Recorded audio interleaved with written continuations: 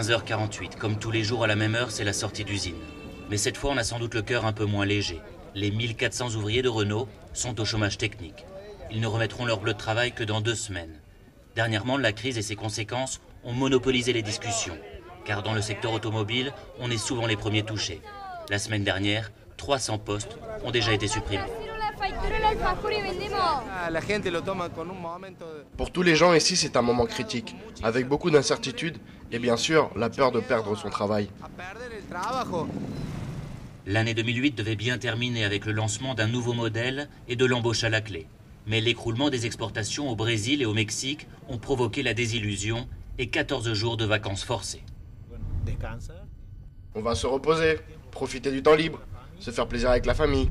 Pablo joue les décontractés, mais ce sourire n'est qu'une affiche. Se faire plaisir en ne touchant que 70% de son salaire n'était pas vraiment ce qu'il avait prévu. Et son entourage non plus. Car ici, quand Renault tousse, c'est toute l'économie locale qui est prise de surfroide. C'est un peu comme une réaction en chaîne.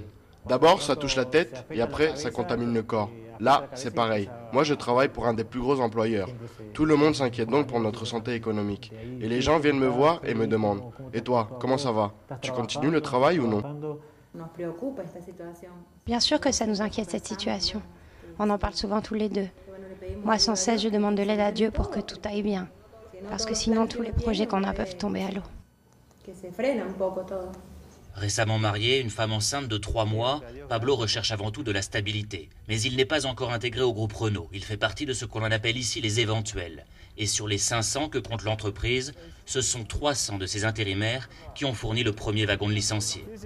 Pour faire passer l'angoisse, il rejoint ses collègues après le travail. Au coin d'une rue, on partage une bière et on vide son sac. Moi, je ne trouve pas ça juste. Si on travaille pour Renault, on devrait tous être Renault. On devrait tous être logés à la même enseigne, qu'on soit embauché ou intérimaire. On fait tous le même boulot, non? Avec la baisse de salaire, on va dépenser moins. On va pas aller faire les mêmes courses au supermarché. Les ventes vont donc baisser et le manque à gagner sera général. Le secteur automobile en Argentine est considéré comme le moteur de la récupération économique du pays. Un moteur aujourd'hui en panne. Fiat, Volkswagen ou Iveco, tous les constructeurs locaux ont prévu des baisses de production et des plans de restructuration du personnel.